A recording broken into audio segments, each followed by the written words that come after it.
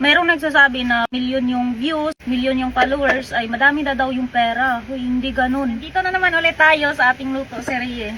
So sa ngayon, ito yung lulutuin natin. Karne ng baboy. Gawin ko po siyang putsero. Meron ako ditong repolyo. Saka ito, saging. Tapos, yan, mga sili, saka yung iba. Gayatin ko lang to lahat and then lulutuin ko na. Tapos meron din ako dito, hito. Pero kung tawagin sa amin dito is ano po siya, danyo. Pero sa iba, alam ko na ang tawag ninyo dito is hito talaga. Tapos gataan ko, meron na din ako ditong gata. Ito yung menu ko.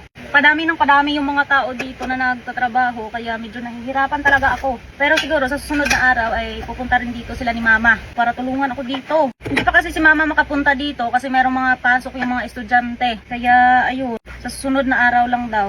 Meron palang nagsabi na maitim daw yung kaldero ko. Maitim talaga yun kasi kahoy yung ginagamit namin. Mabilis lang talaga umitim yung kaldero. Yun nga ang sabi ko, di baling maitim yung nasa labas, ang importante, malinis yung nasa loob, di ba? Anhin mo naman yung sobrang linis sa labas tapos sa loob, napakadumi pala. Bahala na kayo dyan kung anong masabi nyo sa kaldero ko. Ang importante, malinis po yan sa loob. Hindi naman siguro pwede, nalinisan ko oras-oras yun. Siyempre, napakadami kong ginagawa. Hindi tayo lumaki doon sa electric yung mga ginagamit nila. Siyempre, malinis talaga yun kasi walang apoy na lumalabas. Tsaka walang usok. Siyempre, hindi talaga maitim yung kaldero nyo. Tapos, meron din nagsabi na bigay ko na lang daw yung luto ko, hindi ko na lang daw ibenta. Grabe naman, pinaghirapan ko din to. Tsaka hindi naman ako mayaman ho. Hindi kami mayaman para ibigay lang namin yung pinaghirapan namin. Totoo, pinaghirapan ko din to. Mayroong nagsasabi na milyon yung views, milyon yung followers, ay madami na daw yung pera. Huy, hindi ganun. Try nyo kaya mag-vlog. Oo, umpisahan nyo na sa ngayon para malaman nyo din kung anong magiging sitwasyon nyo kapag kayo ay vlogger na din. Tapos sabihan kayo ng ganito, ganyan. Diba? Ang hirap. Minsan ayaw ko na rin patulan yung mga nagko-comment kasi makasakit lang ako ng damdamin. Damdamin.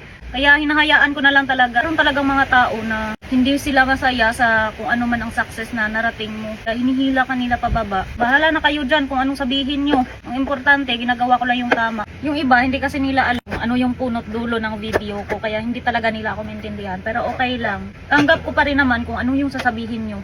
Yung mga nambabash. Pero anyway, sa mga nambabash sa akin, okay lang. Maintindihan ko pa rin kayo kasi alam ko na hindi nyo napanood ang aking video mula sa umpisa hanggang sa dulo. Kaya sa totoo lang, hindi ko po talaga maiwasan na masaktan sa ibang mga comment. Minsan yung ginagawa ko, kino-comfort ko na lang yung sarili ko para iwas sa depress, ganun, iwas sa stress. Pero thankful pa rin naman ako kasi hanggang ngayon ay pinapanood ko pa rin yung mga videos ko. Thankful talaga ako sa mga taong todo suporta sa akin dyan. Thank you po talaga sa suporta nyo, sa mga comment nyo na talagang sa akin, makaka-comfort. Ganun. Minsan yun yung ginagawa kong comfort zone, yung magbabasa ng mga magagandang comment, tapos re-replyan ko, ganun. Kasi nakakagaan talaga ng loob. Except lang doon sa mga nambabash sa akin. Pero okay lang. Intindihan ko pa rin kayo. I-bash nyo ako ng ilang beses. Okay lang. Maintindihan ko pa rin kayo. Kasi social media to. Hindi talaga maiwasan na merong sasabihin ang mga tao.